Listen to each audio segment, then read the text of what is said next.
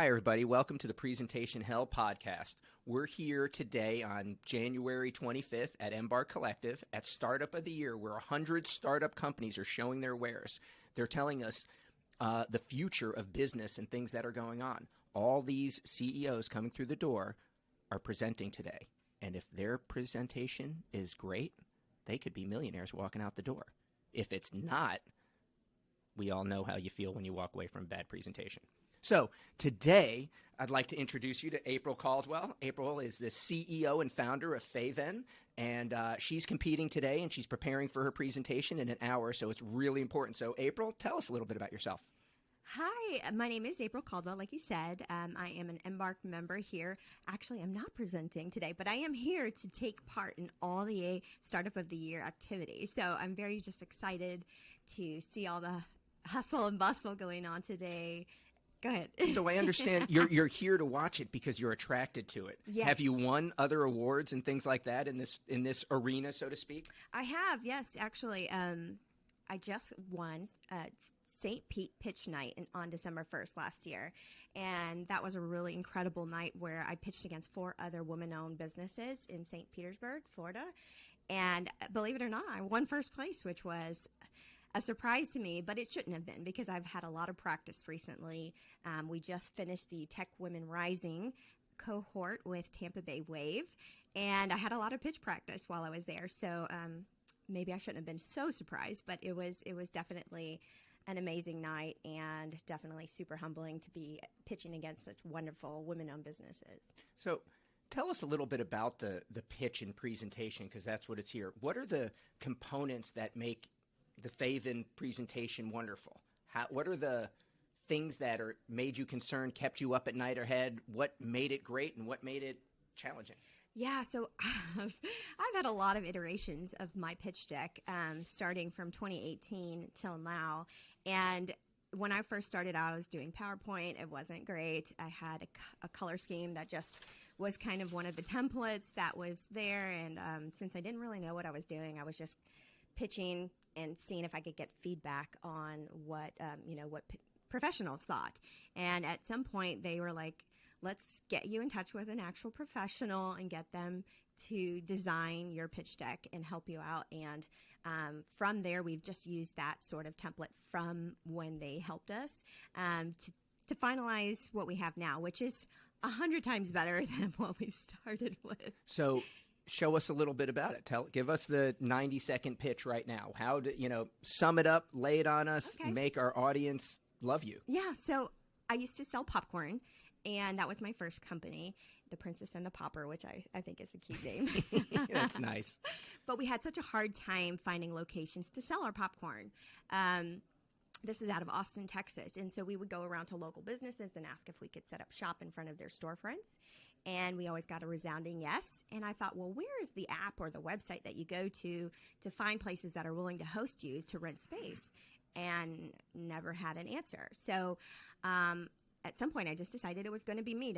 I'm going to be the one to make this website so that vendors like me and venue owners who need additional revenue to keep their storefronts open would have access to each other without having to go through, who's the point of contact, all these things that you have to go through. The administrative process. Exactly. So if I were a local school district and wanted to have a farmer's market, this would be the type of place for me to set up, and we could say, hey, we're having a farmer's market on Sunday, and you could reach out to the 5 different farmers in the area, the people who contribute, the people who make things, and your tool would make it easy for them. Yeah, so what I would do for those one-off events is you would create a profile if you were hosting an event, and then you would post the event available for those vendors to apply for your event. And then once the application deadline closes, you go through and figure out who you want there, and then you just make the transaction. And then you set it up on a regular calendar event that goes on a regular. We'd love repeats. Yes. Yes. Do you manage the transaction between the vendor and the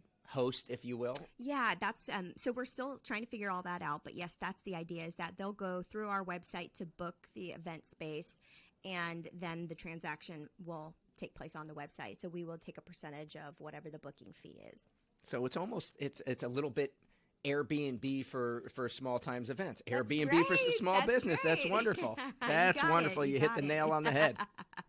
You got it. Yeah. So we consider ourselves the Airbnb of small business. We find that people like me, or popcorn vendors, any kind of vendors that you can think of, that are always looking for the next great event. Maybe they don't need an event. Maybe they can rent out a corner of a boutique, or, just collaborate with a local business that is looking for somebody else to complement their customers. So, yeah. So a presentation lesson right here. You ready? Okay. This is for the I'm audience.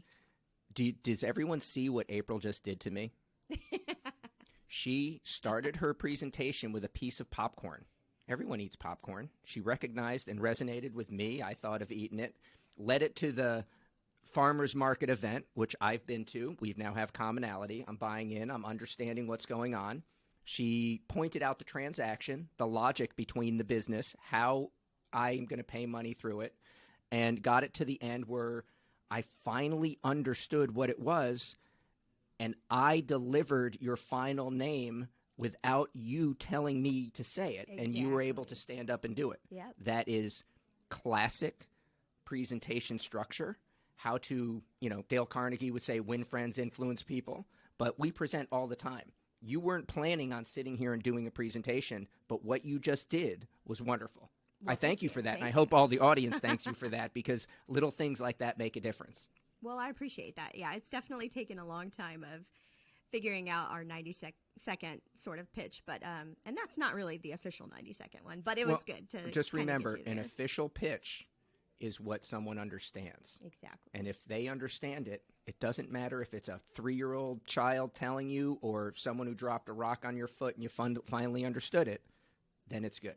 I love it. So you said it's taken a long time to get here. Yeah. Tell us a little bit about your background. What brought you here? Why did you end up sitting there looking at a piece of popcorn going, gosh, this is my future? How did you get there from just give us a little bit. And that's a fun story. So, yeah, I served in the Air Force for 10 years right out of high school. Here in Tampa, were you in McGill? No, I lived in Rayford, Florida, which is this tiny little town in North Florida. And there was one high school in the whole county. So that's kind of the setting that I was in. And I thought, well, if I don't get out of here now, I'll never leave.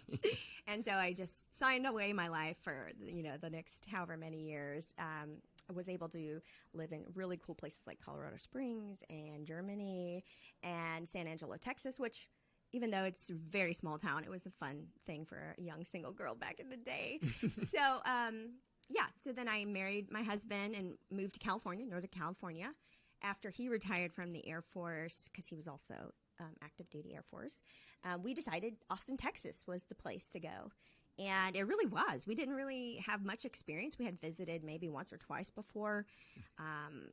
But that was our next home for 7 years. And so from there, I worked for the Department of Veterans Affairs in the mental health clinic in Austin, Texas. Wow.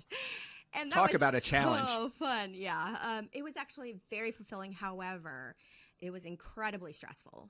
Understood. Incredibly stressful. And, just having worked my way up the chain and getting to a certain level of leadership, realizing that I wasn't really going to be able to make much a difference with the leadership that was over me. And that was incredibly frustrating, especially being a veteran myself. And so at one point I just said, I am done with government work. I'm done with all of it. I'm going to just leave and start a popcorn company, which I had no experience in, no, food industry background or anything like that. I just looked at the margins for popcorn and I thought, hey, I could probably make some money off of this. And that led to my first business, The Princess and the Popper, which was amazing, by the way. Really good gourmet popcorn, really good sweet stuff. I get asked about popcorn more than any other thing in my journey. Like, are you still making popcorn?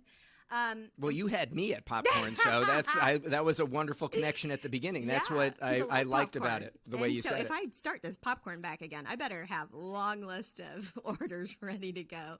But I did put it on hold when we moved from Austin to Tampa in 2019. And we literally just jumped into the networking and all the fun things that are here in the Tampa network. So I participated in HCC Strive program, which is for veteran entrepreneurs. Participated in Bunker Labs, which is a national nonprofit for veteran entrepreneurs, military spouses, and all that great stuff. And then from there, Action Zone, 239 Labs, Embark Collective, Tampa Bay Wave, Women Tech Rising, all of the above. So every time I turn around, I'm like in another program. So I'm probably like the queen of programs now. That's like wonderful. Anybody you need to, is trying to decide which program to go through, let me, just talk to me and I'll kind of guide you to the next one. That's a reference. You can go to FayVen and contact us and you'll get some advice that way. Absolutely. The one thing I heard there is when you landed in Tampa, there was so much support for entrepreneurship that really made the difference, that gave you the conviction. Well, you had the conviction, but gave you the support network that allowed you to pursue it and not feel like you're all alone and the world's on top of you and it's never going to happen. Absolutely. It's one of the small reasons I love Tampa. And you think Austin too, right? But you're really a small fish in a big pond in Austin. And so I drug my heels coming here, but I was pleasantly surprised with the amount of support that was available, and probably got a lot more support just because it's a smaller, tight-knit community here. So, and it's the attitude. Well, it's very good. Thank you, April, for coming here today. I thank Embark Collective and Startup of the Year and the whole Tampa community for making these events possible, for bringing April here today so we can discuss presentation and how and when it brought you. I hope FayVen,